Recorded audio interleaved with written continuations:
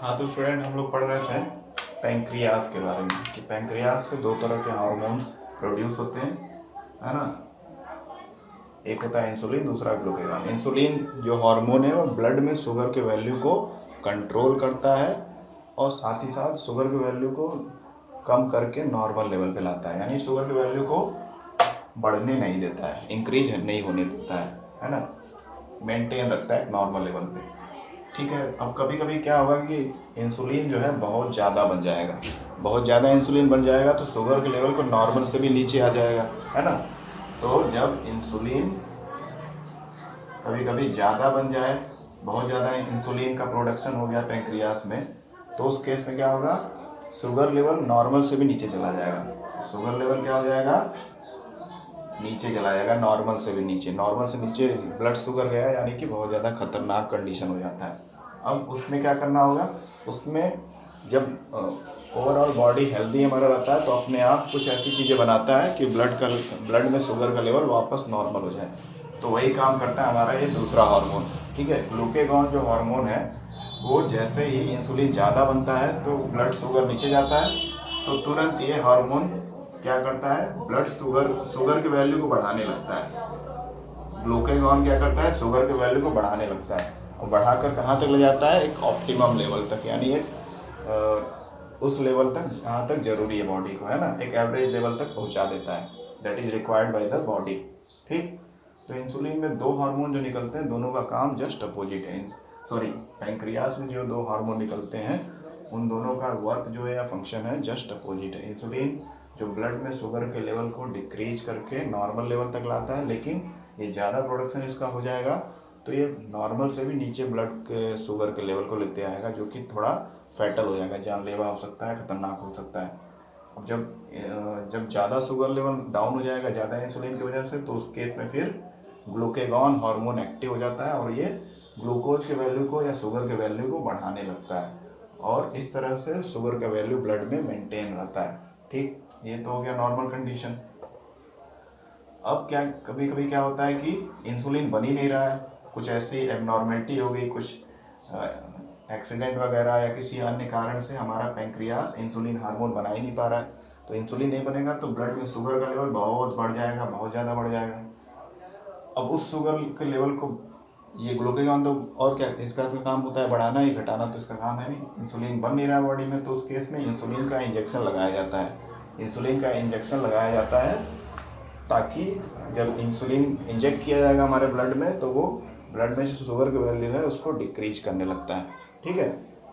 तो इंसुलिन की इंजेक्शन लगाई जाती है in case when insulin is not produce by our pancreas.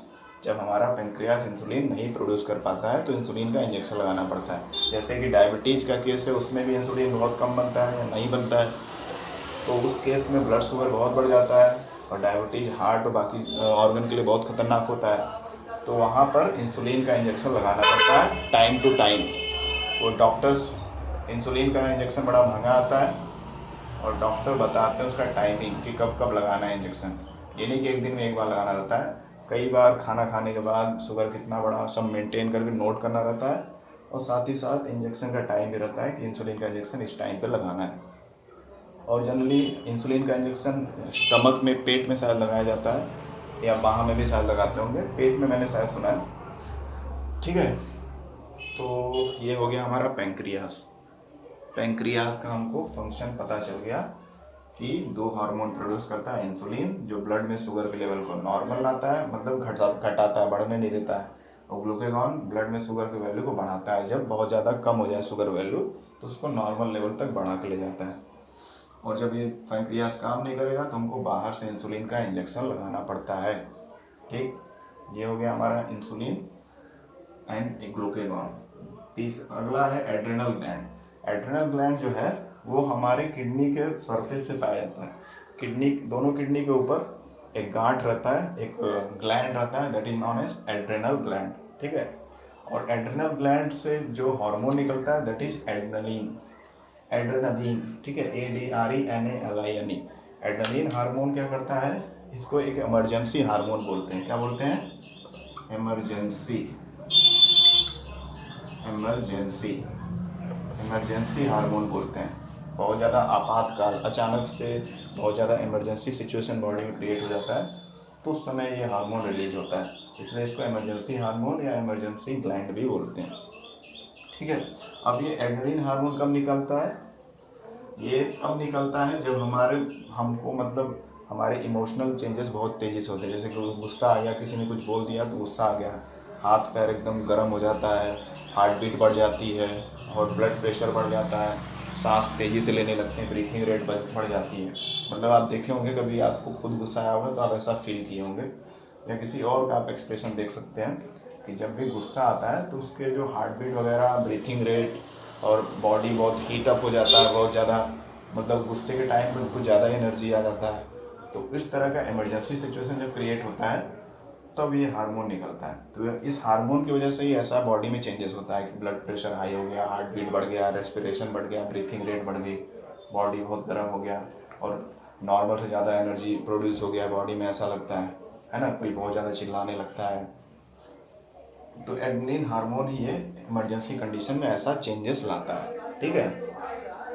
और एड्रेनलिन हार्मोन को 3F हार्मोन भी बोलते हैं। मैंने क्लास 8 में भी आपको पढ़ाया था। 3F यानी पहला F फाइट, फाइट के लिए दूसरा F है फ्राइट,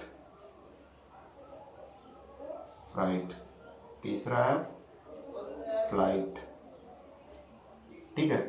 तो एड्रेनलिन हार्मोन को 3F हार्मोन भी बोलते हैं। इसका जो इफेक्ट पड़ता है बॉडी पर, उसके आधार पे इसको 3F नाम भी दिया गया। 3F में पहला F जो है फाइट है। इसमें कोई भी 1 2 3 कर सकते हैं। तीनों F मतलब 3F ये बनाए गए। फाइट मतलब किसी चीज़ से लड़ना है, मतलब गुस्सा आपको आ गया, उस समय आपके इमोशनल और बॉडी में जो चेंजेस होते हैं, ब्रीथिंग रेट वगैरह वगैरह, जो हार्ट बीट वगैरह बढ़ जाता है, वो लड़ने के लिए जो गुस्सा आता है, गुस्सा जैसे आता है आपको, एंगर आता है, तो उसके लिए भी हमारा एड्रेनलिन जिम्मेदार है। मतलब वही कंट्रोल करते, गुस्से को ज़्यादा बनेगा तो ज़्यादा गुस्सा, ज़्यादा फाइट करने का इमोशन जागेगा। दूसरा एफ जो है फ्राइट, फ्राइट मतलब डरना, FRIGST, फ्राइट मतलब डर जाना। मतलब हम लोग किसी किसी सिचुएशन में हॉरर मूवी देखते हैं या कुछ लाइफ इंसिडेंट्स हमारे अपने सामने होते हैं तो उसको देख के डर जाते हैं। किसी का एक्सीडेंट हमारे सामने हो गया तो एकदम डर जाते हैं हम लोग अंदर से, तो फ्राइट वाला सिचुएशन है। तो डर वाला जो भाव आ रहा है वो भी एड्रेनलिन हार्मोन के रिलीज होने से ही आता है। और डर के समय भी आपको देखेंगे आपकी हृदय की धड़कन, मतलब हार्ट बीट, बाकी चीज़ें बहुत तेज हो जाती हैं। तीसरा F है फ्लाइट, फ्लाइट मतलब भागना, यानी लड़ना, लड़ते समय जो गुस्सा आ रहा है वो इमोशन, और फ्राइट डरते समय जो डर आ रहा है उसके साथ जो इमोशनल और बॉडी में चेंजेस हो रहे हैं, और फ्लाइट मतलब भागना, डर के मारे भागना, फ्लाइट। ये तीनों जो फीलिंग्स होती हैं और इसके साथ साथ बॉडी में जो चेंजेस होते हैं वो सारे एड्रेनलिन हार्मोन ही कंट्रोल करता है। ठीक है।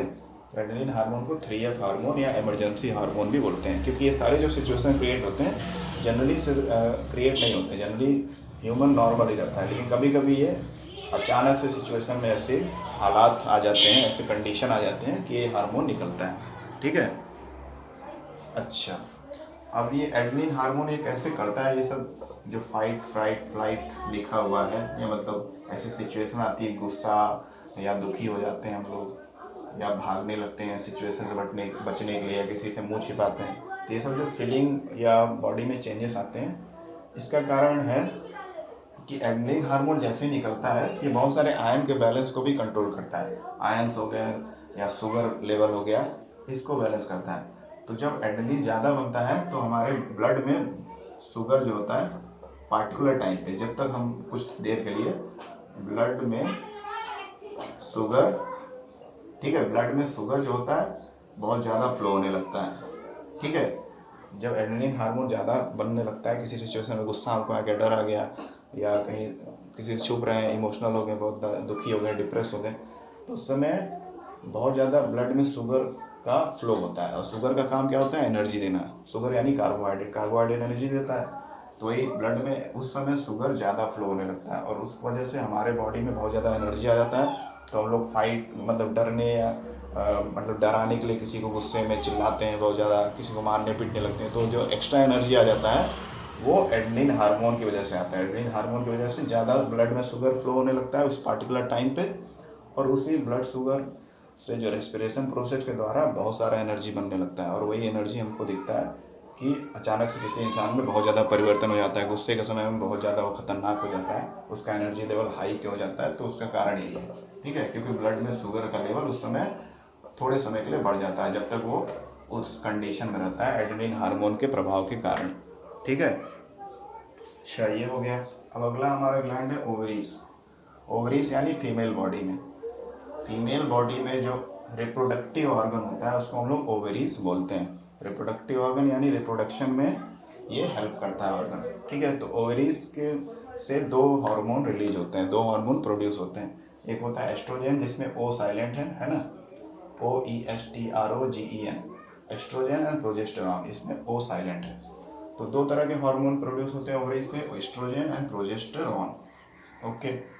अब एस्ट्रोजन जो हार्मोन है वो क्या करता है, फीमेल कैरेक्टर डेवलप करता है, सेकेंडरी सेक्सुअल कैरेक्टर जिसको बोलते हैं हम लोग, आप पढ़े होंगे क्लास 8 में कि सेकेंडरी सेक्सुअल कैरेक्टर वो कैरेक्टर होते हैं जिससे हम लोग देख कर बता सकते हैं कि फीमेल बॉडी है या मेल बॉडी है। जब फीमेल का बॉडी थोड़ा सा अलग उसका लगता है दिखने में और मेल बॉडी अलग, तो फीमेल में जो फीमेल वाला पूरा कैरेक्टर आ जाता है बॉडी में, वो आता है एस्ट्रोजन हार्मोन की वजह से, ठीक है। एस्ट्रोजन हार्मोन ही इसमें रोल प्ले करता है।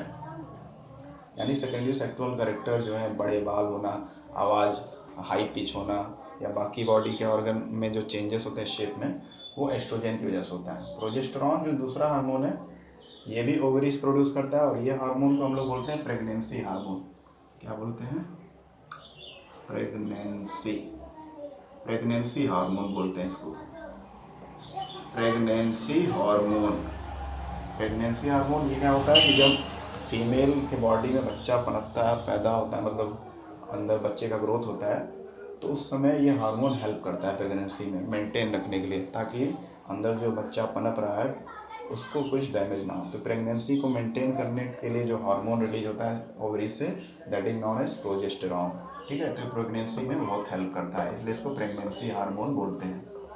और पहला एस्ट्रोजन था जो सेकेंडरी सेक्सुअल कैरेक्टर, बाकी जो फीमेल कैरेक्टर बॉडी में डेवलप होते हैं या फीमेल का बॉडी जो अलग दिखता है वो एस्ट्रोजन की सहायता से होता है, ठीक है।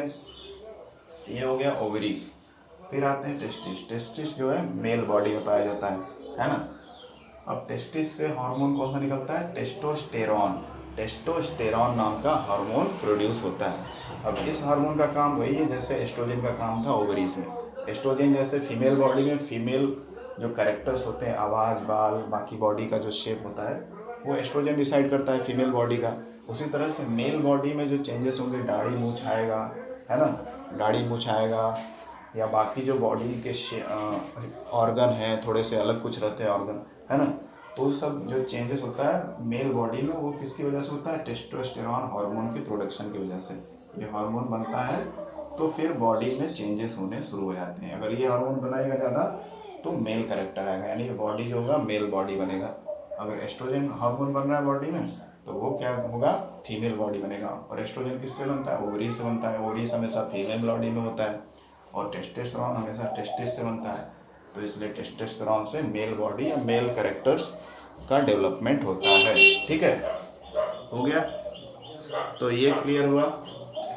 तो ये कुछ कॉमन एंडोक्राइन ग्लैंड्स हैं जिनके बारे में हमको जानना था।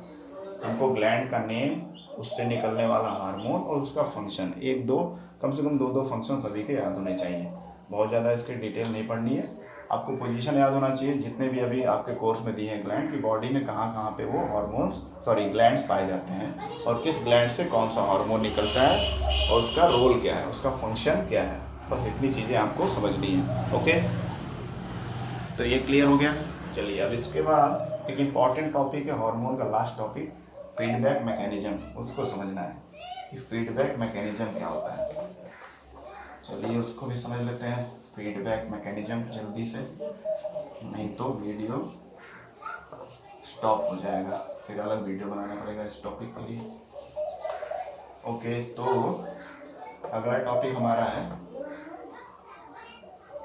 फीडबैक मैकेनिज्म, ऐसा ही बोलते हैं, प्रोनाउंसिएशन अलग अलग हो सकता है। तो फीडबैक मैकेनिज्म या मैकेनिज्म क्या है।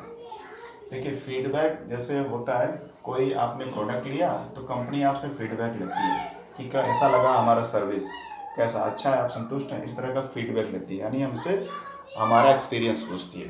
तो उसी तरह से बॉडी में भी फीडबैक मैकेनिज्म होता है ना, बॉडी में भी फीडबैक मैकेनिज्म होता है। अब बॉडी का फीडबैक मैकेनिज्म क्या करता है, हार्मोन कब कितना रिलीज होगा, कितनी मात्रा में रिलीज होगा, ये सारा डिसाइड करता है। तो amount and timing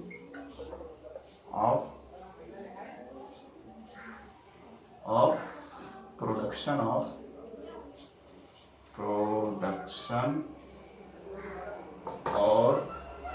release of hormone, amount and timing of production of or release of hormone is maintained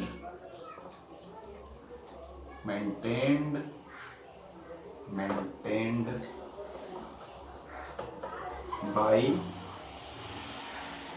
feedback mechanism of body।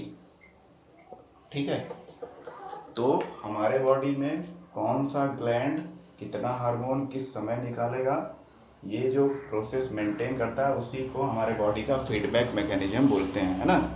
तो उससे निर्धारित होता है कि कब कौन सा हार्मोन कितनी मात्रा में निकलेगा, यानी बॉडी की ज़रूरत के हिसाब से, बॉडी के कंडीशन के हिसाब से हार्मोन का निकलने का मात्रा और टाइमिंग डिसाइड होता है, उसी को हम लोग फीडबैक मैकेनिज्म बोलते हैं। जैसे कि मान लीजिए एग्जाम्पल के लिए, जैसा बुक में दिया है कि हाँ, अगर बॉडी में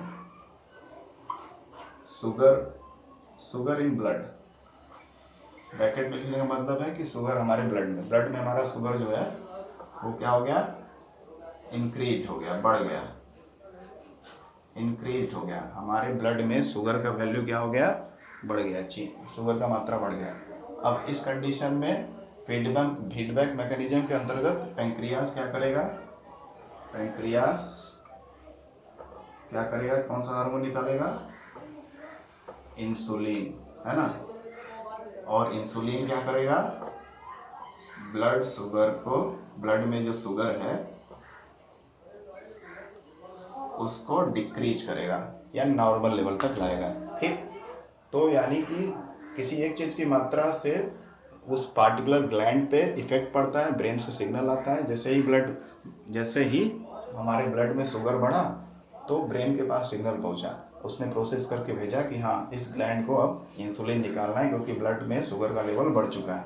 तो तुरंत वो ग्लैंड अपना वो पार्टिकुलर हार्मोन निकालेगा जिसकी वजह से ब्लड में जो शुगर का वैल्यू है नॉर्मल आ जाएगा, बढ़ा हुआ है तो नॉर्मल हो जाएगा। तो ये फीडबैक मैकेनिज्म के अंतर्गत ये सारा प्रोसेस हो रहा है। ठीक है, सिमिलरली अगर इसका उल्टा हम लोग सोचें, मान लीजिए जो शुगर लेवल है ब्लड में, मान लीजिए शुगर लेवल ब्लड में जो है वो डिक्रीज हो गया, नॉर्मल से भी कम हो गया, बहुत ज़्यादा कम। तो उस केस में क्या होगा, कि फिर पैंक्रियास क्या करेगा, पैंक्रियास ग्लूकेगॉन हार्मोन निकालेगा और ब्लड शुगर वापस नॉर्मल पे होकर बढ़कर वहाँ तक नॉर्मल तक पहुँच जाएगा, है ना।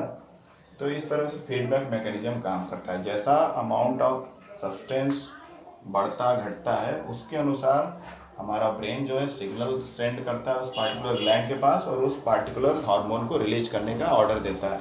और वो हार्मोन जैसे निकलता है, हमारा जो भी वो फंक्शन करता है, शुगर का लेवल बैलेंस करना है या कुछ और बैलेंस करना है तो कर पाता है। ठीक है, अच्छा ये हो गया। अब इस तरह से हम लोग देख सकते हैं कि मान लीजिए इंसुलिन जो है वो बहुत कम बन रहा है, इंसुलिन की मात्रा कम है। तो इस कंडीशन क्या होगा, ब्लड में जो शुगर का वैल्यू है वो क्या हो जाएगा, बहुत ज़्यादा बढ़ जाएगा, है ना। ब्लड में शुगर का वैल्यू बढ़ जाएगा। उस शुगर के वैल्यू को कंट्रोल करने के लिए पैंक्रियास पे दबाव बढ़ेगा कि इंसुलिन और बढ़ाए। तो इंसुलिन का प्रोडक्शन और बनेगा, तो ब्लड शुगर जो होगा वो वापस नॉर्मल पे आ जाएगा, नीचे